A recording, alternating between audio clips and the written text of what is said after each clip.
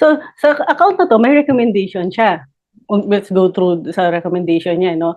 So, yung mga recommendation niya, nakakategorize, sabi ko kanina. So, by default is all. So, kung pupunta tayo sa bawat isa, sabi niya, pag ginawa ko to, pag pumunta ako dun under sa category ng raters, mag improve ng 4% yung ano ko, yung optimization score.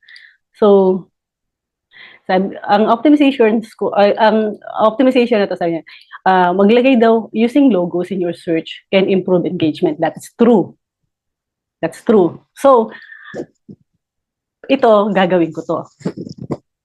Mag-upload ako ng logo. Gagawin ko siya. Okay? Pero mamaya na yon. Pero ito, gagawin ko tong recommendation na to. Kasi this is a good recommendation. Question pala. Based ba sa experience mo, kaya mo alam na true? How do you know it's true, valid? Based on experience, based din sa experience ng ibang PPC managers, based din sa nabasa ko.